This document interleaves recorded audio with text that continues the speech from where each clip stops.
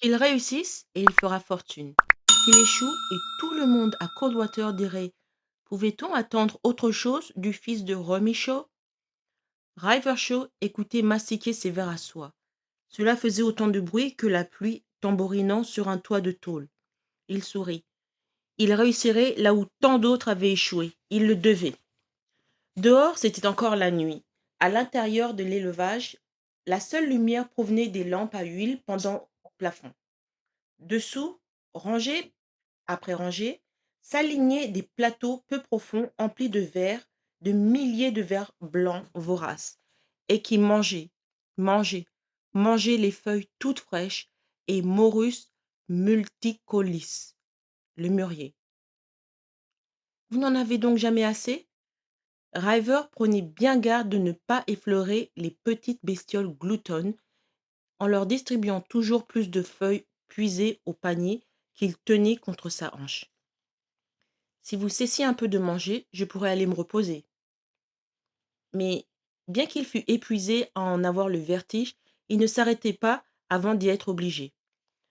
Un jour prochain, ces affreuses créatures gigotantes se mettraient à tisser leur cocon précieux et délicat, et lui deviendrait l'homme le plus riche de Coldwater, Connecticut.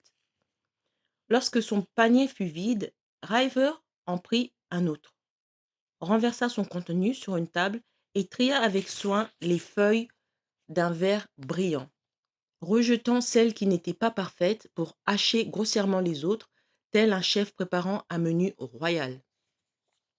La porte s'ouvrit doucement sur James, son plus jeune frère, âgé de 22 ans. Une mèche de cheveux bruns lui barrait le front. Ses lourdes paupières étaient baissées.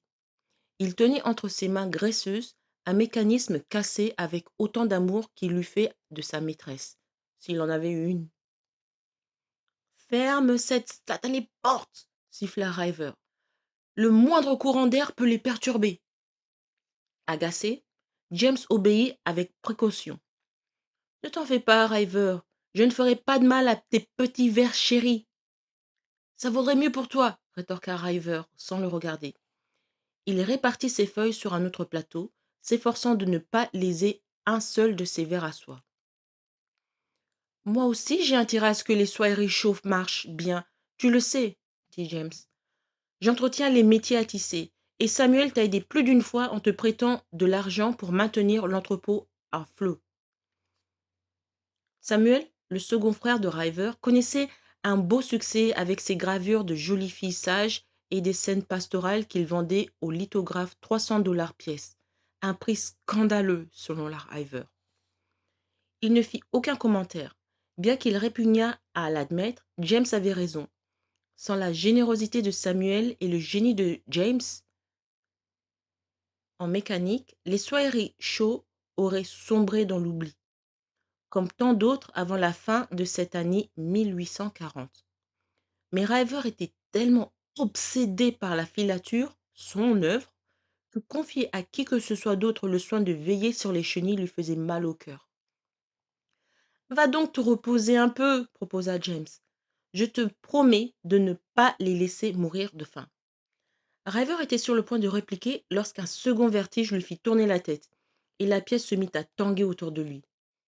S'il ne suivait pas les conseils de James, il finirait par s'évanouir dans les plateaux et endommager lui-même son élevage. Il capitula en souriant. C'est bon, j'y vais. Mais n'oublie pas de te laver les mains avant de distribuer les feuilles. Et si elles ne sont pas assez fraîches, va en cueillir d'autres. Les vers n'en voudront pas si elles sont flétries. James lui lança un regard exaspéré. Ne t'en fais pas. Ils seront bien vivants quand tu reviendras. Je te le conseille, sinon gare à toi. River entr'ouvrit la porte et se glissa à l'extérieur. Il respira profondément l'air froid du matin pour s'éclaircir les idées. À l'est, le ciel avait déjà pris la couleur gris pâle, cendreuse de l'aube proche, et l'herbe était couverte de rosée. Il faillit revenir sur ses pas pour rappeler à James de sécher les feuilles de mûrier avant de les distribuer au ver à soie, puis se ravisa. James le savait bien.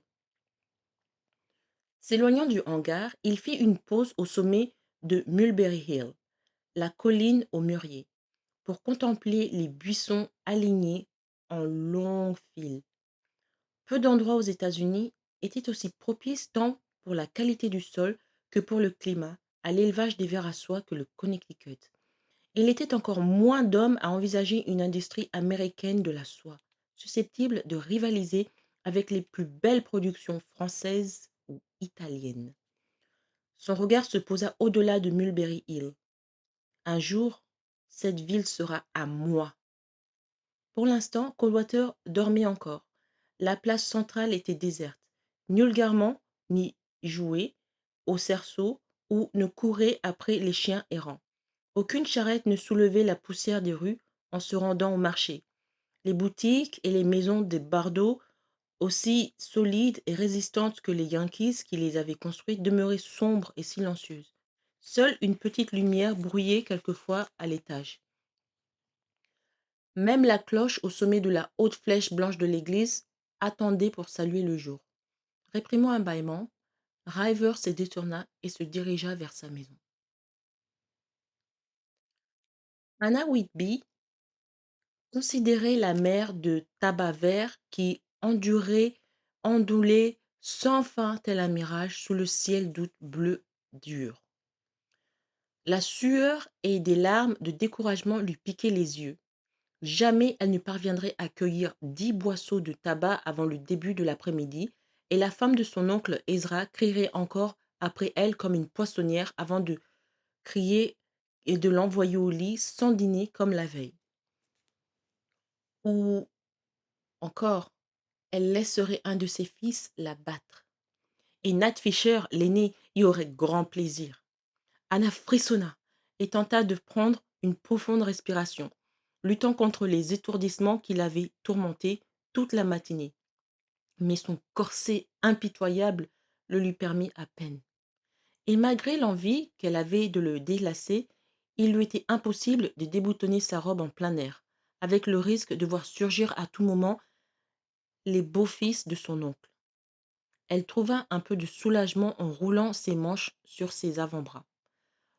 Tant pis si le soleil cuisait sans pitié sa peau jusqu'à la tanner comme celle d'une paysanne. C'est ce que tu es devenue, Anna Whitby, se dit-elle, à mi-voix. Une paysanne, et non plus une distinguée bostonienne. La vie t'a joué un bien mauvais tour, et tout ce qu'il te reste, c'est accepter ton destin. Résolue à éviter d'être battue, elle courba son dos douloureux et essaya de travailler plus vite. Prise d'une nouvelle faiblesse, elle vacilla, les genoux flageolants jusqu'au mur bas qui longeait le champ et s'y assit luttant contre l'évanouissement. Un bruit de sabots attira son attention et elle leva les yeux sur un cheval bai bien soigné, attelé à une carriole qui passait sur la route poussiéreuse devant le champ de tabac. Anna reconduit le conducteur, Rivershaw, le voisin de son oncle. Elle ne vivait à Coldwater que depuis 6 mois, mais elle avait l'impression de tout connaître de cet homme. Oncle Ezra parlait souvent de lui, pour se moquer de ses projets grandioses concernant les soieries. River regarda Anna du haut de son siège. Tout va bien, mademoiselle? Il avait une voix grave et puissante. Anna lui jeta un coup d'œil de sous le bord de sa coiffe. Il n'était pas vraiment beau, avec son œil prééminent et ses mâchoires fortes, mais son visage reflétait une chaleur et une vitalité irrésistibles, tandis que ses yeux bleus brillaient d'enthousiasme et de détermination avec sa chemise blanche ouverte, son pantalon usé et ses bottes noires tout éraflées. Il ressemblait plus à un fermier qu'au propriétaire d'une filature. Je, je me suis sentie un peu étourdie, dit Anna. Cela ne m'étonne pas. Il faut être folle pour cueillir du tabac par un jour comme celui-ci. Pourquoi n'êtes-vous pas resté chez vous, à l'abri du soleil de midi? Ah, mon oncle veut que je ramasse son tabac, et moi, je fais ce qu'on me dit de faire, répliqua-t-elle d'un ton sarcastique en reprenant son panier. Shaw contempla le champ. S'il est aussi impatient d'avoir sa récolte, pourquoi ne la fait-il pas lui-même avec ses beaux-fils? Ces 3 costauds seraient mieux à leur place ici qu'un joli brin de fille comme vous. Anna sentit ses joues s'enflammer sous le regard appréciateur de Shaw. Elle haussa les épaules. C'est mon oncle qui décide. Ezra Bickford, c'est bien lui? Oui. Alors, vous devez être Anna Whitby, de Boston. C'est cela. Et vous, monsieur Shaw, notre voisin? Il fit un grand sourire, passa les rênes de sa main gauche à l'autre, souleva son chapeau de paille, découvrant une abondante chevelure du même châtain clair que celle d'Anna. Driver Shaw, à votre service, mademoiselle. Il reprit son sérieux. Je suis au courant de vos parents. Désolé. Devant son apparente sincérité, les larmes montèrent aux yeux d'Anna. Ses parents étaient morts l'hiver précédent, leur voiture ayant glissé sur une route verglacée et dévalé la pente d'une colline pour finalement s'écraser contre un arbre. Une fois réglées par les hommes de loi les dettes de jeu de son père, il ne resta rien de l'héritage dû à sa fille bien-aimée. Elle semblait vouée à une existence misérable auprès de son unique parent connu. Elle remercia Shaw et ajouta: Vous voudrez bien m'excuser, mais j'ai encore 9 boisseaux de tabac à accueillir. Shaw jura à mi-voix, enroula les rênes autour du frein et sauta à terre. Il enjamba sans effort le mur bas et vint près d'elle. Il me semble que vous en avez assez ramassé pour aujourd'hui. Je vous ramène chez vous tout de suite. Anna le regardait comme si le soleil lui avait altéré le jugement. Il n'était guère plus grand qu'elle, mais avec ses épaules larges et sa stature solide, il semblait tout à fait capable de l'emporter sous son bras comme un paquet. Je ne peux pas rentrer avant d'avoir. Je ne peux pas rentrer avant d'avoir terminé ici, dit-elle, en faisant un pas en arrière. River Shaw mit ses mains sur ses hanches. Regardez-vous, vous êtes pâle comme un drap et vous transpirez beaucoup. Encore 5 minutes et vous mourrez d'insolation. Ce serait préférable à l'esclavage, murmura-t-elle, en se détournant pour retourner à son travail. Shaw la prit par le bras et la fit pivoter vers lui. Qu'est-ce que ce vieux Gripsou vous a fait? Il m'oblige à aller au champ jusqu'à l'épuisement, aurait voulu dire Anna. Ensuite, c'est sa femme qui me fait travailler à la maison, me traite de paresseuse et menace de me battre, sans compter ses fils, qui me menacent de bien pire, encore. Mais, elle répondit, cela ne vous regarde pas, monsieur Shaw. Vous nous mettez tous les deux dans l'embarras si vous intervenez. Les yeux de Shaw brillèrent d'un éclat rebelle. Je n'ai pas peur d'Ezra Bickford. Eh bien, moi, si. Anna regretta aussitôt son impulsivité. Désespérant de le convaincre de la laisser seule, elle posa la main sur son bras. Je sais que vous avez de bonnes intentions, monsieur Shaw, mais oncle Ezra n'aime pas que des étrangers se mêlent de ses affaires. Vous me feriez le plus grand plaisir en me permettant de retourner à mes tâches. Je vous ramène chez vous, et ne vous faites pas de soucis au sujet de votre oncle. Je m'en charge. Avant qu'elle ait pu réagir, Shaw l'avait prise par le coude et l'entraînait vers la carriole. Comme elle résistait, elle lui lança un regard sévère. Il n'est pas question que je vous laisse mourir ici, mademoiselle Whitby, que vous le vouliez ou non. À présent, vous êtes décidée à venir de votre plein gré ou dois-je vous porter? Anna comprit qu'il ne plaisantait pas. Elle soupira et se laissa entraîner jusqu'à la carriole. Driver espérait que son acte chevaleresque n'allait pas lui coûter les bonnes grâces d'Ezra Bickford, mais il n'avait jamais pu résister à l'attrait de 2 grands yeux bleus et d'une gracieuse silhouette de femme. Son frère Samuel le lui avait souvent dit. Les femmes causeraient sa perte. Son regard revint vers la mystérieuse Anna Whitby. Elle avait peut-être accepté sa destinée, mais n'y était pas résignée. Elle était assise sur le plus loin possible de lui, sur le banc de la carriole. Le dos raide, ses mains fines serrées sur son giron, comme si elle se préparait à l'épreuve à venir. Elle regardait droit devant Et bien que son profil fût dérobé par la coiffe, River n'avait pas de mal à se souvenir de sa beauté ivoirienne. Ils suivirent en silence la route poussiéreuse, bordée d'arbres, qui menait aux terres d'Ezra Bickford. River connaissait par cœur la propriété de son voisin, les centaines d'acres plantés de tabac, les bois et les collines et le champ mitoyen de Ricebrook. Il éprouvait pour cette terre de Ricebrook un désir si violent qu'il en avait mal. Il aurait fait n'importe quoi pour l'obtenir. Il jeta un autre coup d'œil à Anna. Vous trouverez sans doute Coldwater bien différent de Boston. Oui, elle n'ajouta rien. On n'entendait que le claquement des sabots, le grincement des roues et la stridulance des cigales d'une chaude journée d'été. Comme il se vantait de ses manières irrésistibles auprès des femmes, il fit une seconde tentative. Je parie que vous préféreriez être la fille d'un médecin que la nièce d'un fermier. Elle le regarda d'un air surpris. Comment savez-vous que mon père était médecin? Il haussa les épaules. Coldwater est une petite ville. La fuite de votre mère avec le docteur Horatio Whitby a alimenté les commérages pendant des années. Mais il y a 19 ans de cela. Vous étiez un petit garçon à l'époque. Je n'avais que 8 ans, mais notre gouvernante est beaucoup plus âgée et elle s'en souvient fort bien.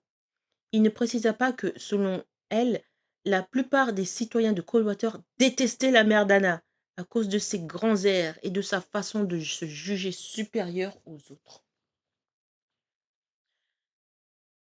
Elle n'est jamais revenue ici, n'est-ce pas? Anna se détendit un peu. Nous sommes allés l'année dernière aux funérailles de tante Ruth, mais c'est tout.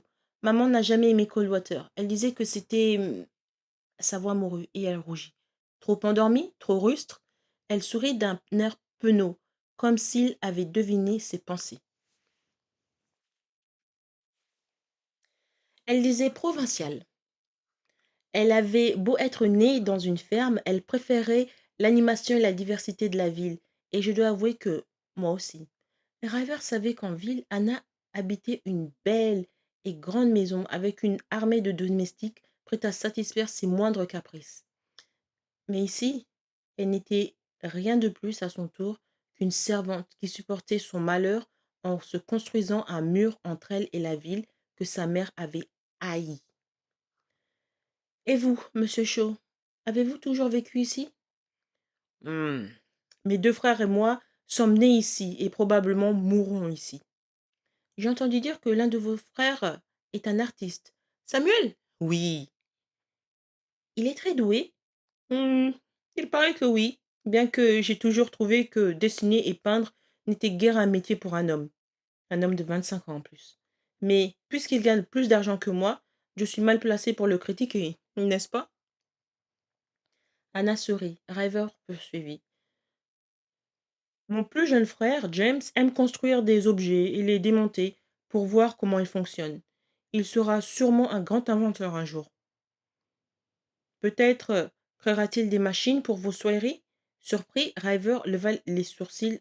Ainsi, mademoiselle Whitby, aussi réservée qu'elle put paraître, n'était pas totalement coupée du monde provincial de Coldwater. Peut-être, en effet. Mais la carriole tourna dans le champ qui menait à la maison des Bickford. Anna se raidit de nouveau.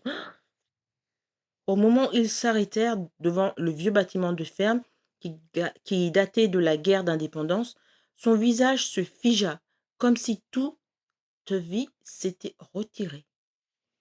Là, installé à l'ombre d'un chêne imposant, se tenait Ezra Bickford, sirotant un verre de cidre, certainement aussi frais que la journée était torride. Âgé d'une quarantaine d'années, il était petit et si décharné que River se demandait s'il jeûnait de son plein gré afin d'économiser quelques sous. Et s'il ne portait des vêtements aussi vieux, il reprisait que pour éviter toute nouvelle dépense. Bonjour, Shaw, dit-il, ses petits yeux noirs fixés sur Anna. Même ces mots, il semblait les distribuer au compte-gouttes. Bonjour, Bickford. River sauta à terre et fit le tour de la carriole pour aider Anna à descendre. Il la prit par la taille et attendit qu'elle mît les mains sur ses épaules. Lorsqu'elle toucha le sol, son oncle posa sa chope et approcha d'un pas nonchalant.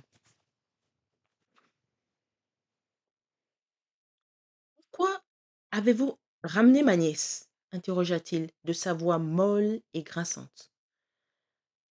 Elle s'est presque évanouie dans le champ, répondit Ryver, en prenant garde de ne pas froisser Bickford. Une minute de plus, et elle mourrait d'insolation. Vous n'aimeriez pas avoir sa mort sur la conscience, n'est-ce pas? Bickford hésita, comme s'il calculait ce que cela lui coûterait. Hmm, bien sûr que non. Il hocha la tête vers la maison et ajouta à l'attention d'Anna. Dis à Naomi que tu peux boire un peu et te reposer. Il ne précisa pas combien de temps. Merci, oncle Exa, répliqua Anna d'un ton poli mais non servile. Et merci à vous, monsieur Shaw, pour votre aide. J'ai été ravie de vous rencontrer. Moi de même, Anna, et restée à l'abri du soleil. Elle eut un sourire fugitif en réponse au sien et partit. Bickford la regarda disparaître dans la maison, puis se tourna vers Ryver. Hmm. Je ne sais que faire de cette fille. Trop faible pour le travail de la ferme, tout comme ma sœur. Certaines femmes sont plus délicates que d'autres. Votre nièce semble plus à sa place dans une salle de bal que dans un champ de tabac. Bickford resta impassible. Il faut qu'elle gagne sa vie, comme tout le monde. Je ne veux pas la voir paresser à la façon de sa mère. Si Ryver perçut une note de jalousie et de ressentiment dans le ton égal de Bickford, il n'en laissa rien paraître, mais caressa la robe luisante de sa jument. Nelly et dit d'un air détaché. Avez-vous pensé à ma demande concernant la terre de Ricebrook? J'y ai pensé. Et alors? Pas encore décidé. Vieux filou, songea Ryver. Je vais rester dans l'incertitude 6 mois de plus. Mais tout ce qu'il lui répondit fut vous savez où me trouver quand vous aurez décidé. Bickford hocha la tête, ses yeux sombres ne révélaient rien. Sachant qu'il était trop pingre pour offrir un rafraîchissement, Ryver résolut de partir. Il remonta dans la carriole, rassembla les chaînes et salua Bickford avant de faire frotter Nelly en direction de sa maison. Ne traîne donc pas! Les hommes attendent le dîner! À l'injonction de sa tante, Anna saisit la soupière de courge de la main gauche et équilibra le plat de porc rôti sur son poignet droit, priant que le métal ne lui brûle pas les doigts et que tout n'aille pas s'écraser au sol. Elle ne désignerait, elle ne désirait qu'une chose, que ce repas se passe sans encombre. Elle fila dans la cuisine, sa tante Naomi la suivant avec le panier de pain. Dans la petite salle à manger mitoyenne, oncle Ezra trônait tel un potent desséché au bord de la longue table sur tréteau. Ses petits yeux suspicieux suivaient chaque geste d'Anna comme s'ils guettaient la moindre erreur. Zeb et Zek étaient assis côte à côte et Nat en face près d'Anna. Il s'arrangeait toujours pour s'asseoir près d'Anna. C'est pas trop tôt, Finat. C'est vrai qu'elle est lente, pas vrai, dit Zeb. Zek ajouta. Va falloir lui apprendre à aller plus vite, hein, Zeb?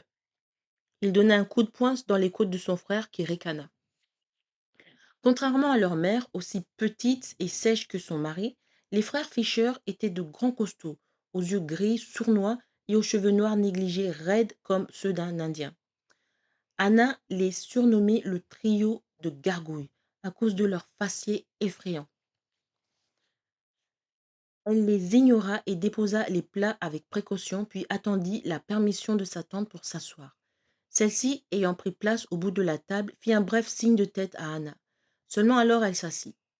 Oncle Ezra dit la bénédiction et les garçons se jetèrent sur les plats, agitant leurs bras velus et leurs fourchettes avec voracité, comme si c'était leur dernier repas. Leur mère ne fit pas une seule remarque concernant leur manière. Anna sentait gronder son estomac. Elle regarda chacun se servir et n'osa les imiter que lorsque les autres assiettes furent remplies à ras-bord. Il en restait peu, mais c'était précieux. Comme disait tante Naomi, les hommes travaillaient dur et méritaient les meilleurs morceaux, tandis que les femmes devaient veiller à ne pas grossir. Le regard gris, plein de ressentiment de sa tante se posa sur Anna. Regardez-la engloutir sa nourriture. Je croyais que tu étais malade. C'est vrai, tante Naomi, répondit Anna, sans lever les yeux de son assiette. Il faisait si chaud dans les champs que je me suis presque évanouie. Un peu de chaleur n'a jamais fait de mal à personne, intervint Zeb. Elle sentit les orteils de Nat soulever sa jupe et frotter sa cheville. Elle lui donna un coup de pied sans que les autres s'en aperçoivent, puis lui jeta un bref regard. Il se renversa contre le dossier de sa chaise. Anna ne sait pas ce que c'est la vraie chaleur, dit-il, en fixant d'un air railleur la poitrine de la jeune fille.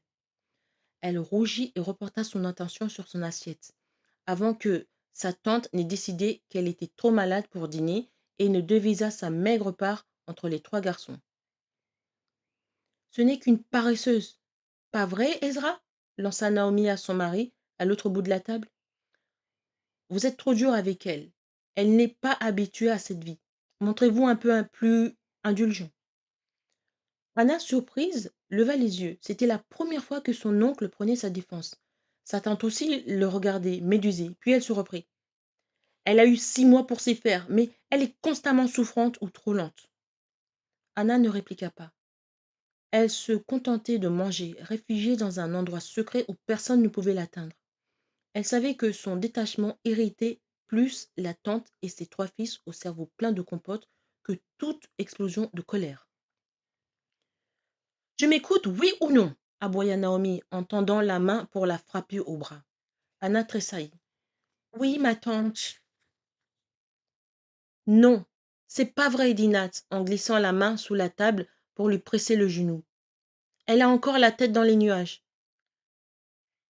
Anna ne cilla même pas, mais cette fois elle était prête. Sa main fila sous la table et elle lui greffa le poignet. Nat poussa un cri et tomba presque de sa chaise. Qu'est-ce qui t'arrive? Demanda Ezra. C'est peut-être une guêpe qui l'a piqué, dit Anna, les yeux obstinément baissés, savourant son petit triomphe. Quelque chose m'a mordu, déclara Nat. Son expression mauvaise promettait une revanche. Naomi pinça ses lèvres minces. Tu dois corriger ta fainéantise, ma fille, et vite. La paresse est l'un des 7 péchés capitaux. Je fais de mon mieux. Tu dois y mettre plus de bonne volonté, si tu sais où va ton intérêt. Ton oncle et moi t'avons recueilli dans la bonté de notre cœur, ainsi que nous le devons. Et bien que tu sois un fardeau, tu dois faire ta part. Anna eut envie de crier.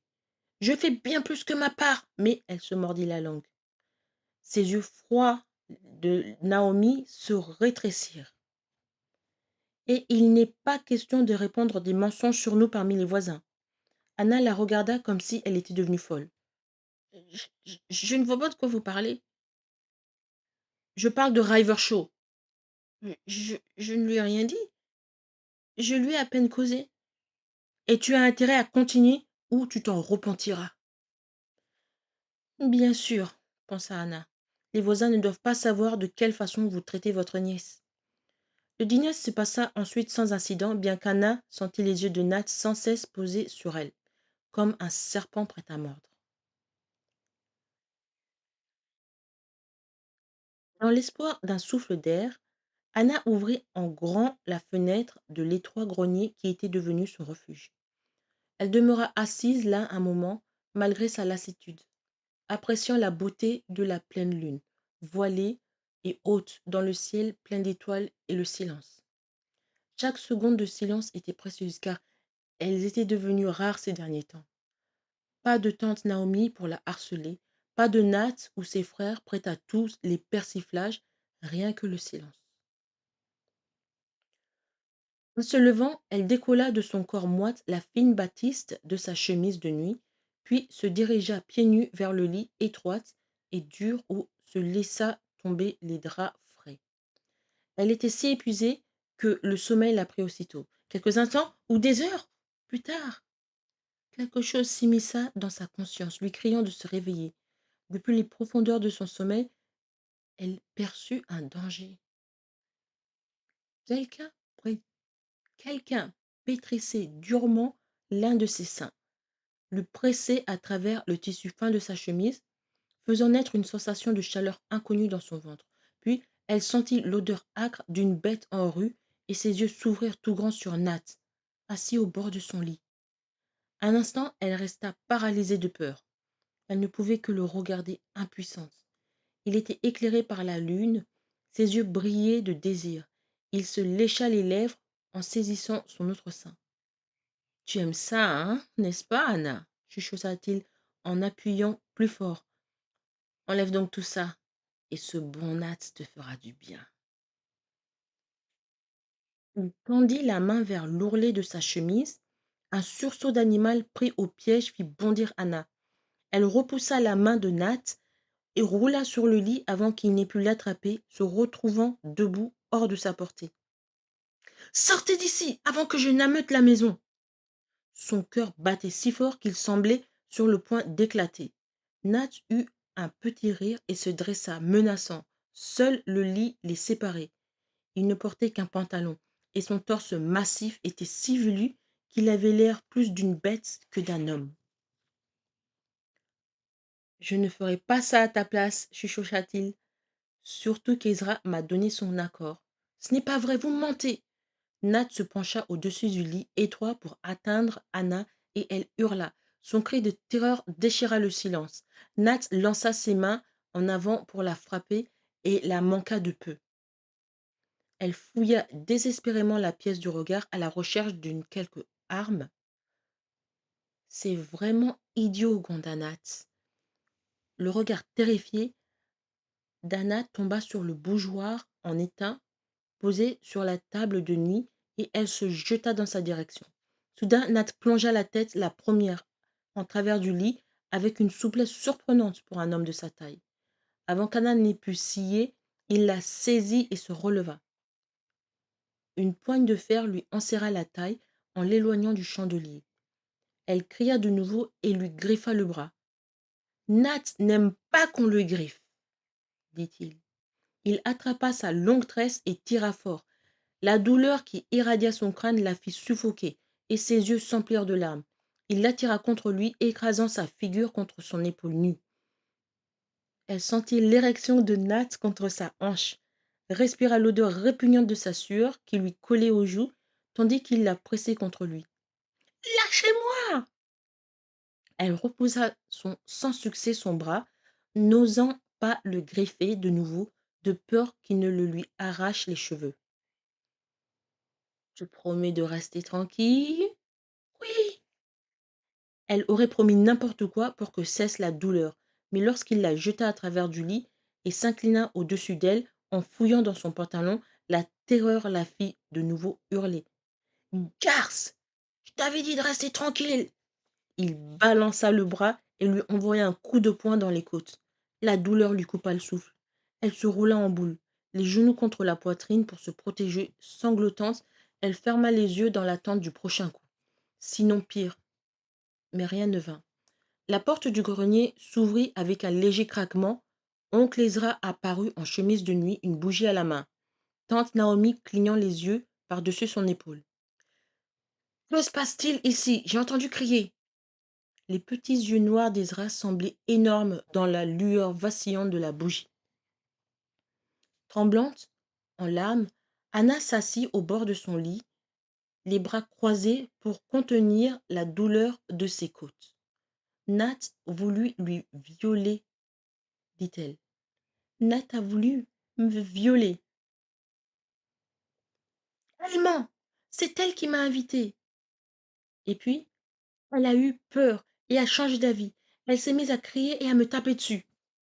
C'est lui qui ment, cria Anna, en se levant malgré la souffrance. Ne l'écoutez pas, oncle Ezra.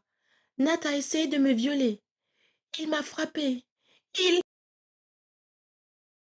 lance tous les deux, dit Ezra en les foudroyant du regard. Anna tremblait toujours, pressant le dos de sa main contre ses lèvres pour étouffer ses sanglots. Ezra s'adressa à Nat. C'est vrai? Bien sûr que non! Elle veut me faire des ennuis, c'est tout. Ça s'est passé comme je l'ai dit. Elle m'a invité et puis elle a changé d'avis. Il regarda sa mère d'un air implorant. Tu me crois, n'est-ce pas, maman? Tu es mon fils. Bien sûr que je te crois. Naomi passa devant Ezra et lança un regard plein de colère à Anna. Si mon garçon dit que ça s'est passé comme ça, il a raison. Cette fille ne nous a causé que des ennuis depuis son arrivée. Le sang-froid d'Anna finit par l'abandonner. Pourquoi donc aurais-je demandé à Nat ou à l'un de vos fils de venir dans ma chambre? Je les trouve bien trop stupides et trop frustres. Je préférerais encore coucher avec un porc. Elle savait bien qu'elle avait toute la vie pour regretter son imprudence. Mais observer la maigre face de sa tante Naomi s'empourprer comme une betterave lui fit chaud au cœur. Cette dernière virevolta vers son époux en sifflant. Vas-tu lui permettre de me parler sur ce ton? Silence! Gronda Ezra, sans quitter Anna des yeux. Je veux savoir ce qu'elle a à dire. Anna prit une profonde respiration. Je l'ai dit, jamais je n'ai demandé à Nat de venir dans ma chambre. Je dormais. En me réveillant, je l'ai trouvé assis au bord de mon lit et il me touchait, là où il n'aurait pas dû. Elle rougit. Quand j'ai crié et tenté de le repousser, il m'a tiré les cheveux et frappé. Elle se tourna vers Naomi. Si vous ne me croyez pas, appelez donc le médecin. Il saura que Nat m'a battue en voyant les hématomes. Ezra soupira et se frotta la mâchoire. L'un de vous ment. Je ne sais pas c'est qui. Oublions tout ça et allons nous coucher. Il est tard et le travail nous attend demain. Il faut dormir. Je veux une clé pour le grenier, dit Anna. Je veux pouvoir m'enfermer pour le cas où Nat essaierait de venir encore. Nat rejoignit sa mère d'un air de fanfaron. Elle n'a pas besoin de clé, maman. Quel homme aurait envie de venir ici? Pour faire quoi? Il parcourut Anna d'un regard insolent. Mais elle savait bien qu'il reviendrait. Et cette fois, il prendrait soin de ne pas être interrompu. Dans le lit conjugal, Ezra regardait le dos rigide de sa femme tourné contre lui, tourné de l'autre côté. Elle allait lui faire payer cher de n'avoir pas pris le parti de Nat cette nuit-là. Lorsqu'un de ses actes lui avait déplu, elle lui tournait le dos et dormait le plus loin possible de lui sans tomber du lit. L'espace entre eux devenait aussi glacial que la rivière Connecticut en hiver. Il soupira en regardant les rideaux blancs qui ondulaient légèrement à la brise nocturne. Il ne l'avouerait pas à Naomi, mais c'est Anna qu'il croyait. Il ne partageait pas les illusions de sa femme concernant ses fils. Il était plutôt de l'avis de Anna. Nat, Zeb et Zeke étaient des rustres stupides, et Nat le pire des trois. Ezra l'avait observé depuis l'arrivée de Anna. Il l'avait souvent surpris à la lorgnée. Il le soupçonnait de chercher à la toucher sous la table durant les repas, pensant que personne ne le voyait. Mais lui l'avait remarqué. Anna. Ezra secoua la tête dans l'obscurité. Qu'allait-il faire de sa nièce? Elle avait beau être un fardeau pour lui et une tentation pour ses beaux-fils, elle n'en restait pas moins l'unique enfant de sa sœur, et il se sentait responsable d'elle. Elle créait trop de perturbations dans sa maison, et avant peu Nat ou l'un de ses frères perdrait la tête et la mettrait à mal. Il fallait faire quelque chose pour éviter cela, et vite. L'idée lui vint juste avant qu'il ne s'endormât. Rivershaw sirotait son cidre doux à l'ombre fraîche du chêne de Bickford en se demandant ce que lui voulait le vieux Gripsou. Il n'arrivait pas encore à croire que Bickford ait pris la peine d'envoyer l'un de ses beaux-fils l'inviter à venir discuter d'une affaire les concernant. La terre de Resbrook, songea River. Il va me la vendre. Il but une autre gorgée et essaya de se détendre, pour ne pas laisser l'avantage du vieux radin. Il parlait de tout et de rien, d'un air dégagé, du temps étouffant, de la récolte d'Ezra. Lorsque les chopes furent à moitié vides, Ezra s'essuya la bouche d'un revers de manche. Je parie que vous vous demandez pourquoi je vous ai fait venir, Shaw. En effet. J'ai une affaire à vous proposer. Quel genre? La terre de Resbrook. Le raveur posa sa chope et se renversa contre son dossier. Vous êtes prête à vendre? Enfin, ouais. Dites votre prix, et je verrai s'il me convient. C'est une bonne terre. J'aime pas l'idée de m'en défaire. Alors pourquoi vous me l'offrez? Parce que vous pouvez faire quelque chose pour moi. Raveur devint aussitôt soupçonneux. Et quoi donc? Hum. Ma nièce, elle a besoin d'un mari. Raver en resta bouche bée. Puis il reprit ses esprits. Moi? Vous voulez que j'épouse Anna? Oui. Contre la terre de Ricebrook. Je ne peux pas vous la donner, mais je vous la vends. 50 $ l'acre, avec Anna. C'est à prendre ou à laisser.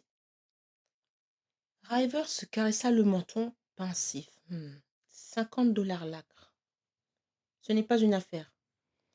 C'est ce que vous comptez en tirer sans parler d'Anna. Il sourit. Il me faut une bonne raison pour l'épouser, Bickford. Une très bonne raison. 40 $ alors, 10. Bickford devint cramoisi, et ses petits yeux semblaient jaillir de leur orbite. 10? Vous êtes fou, River. C'est comme si je vous la donnais. River haussa les épaules.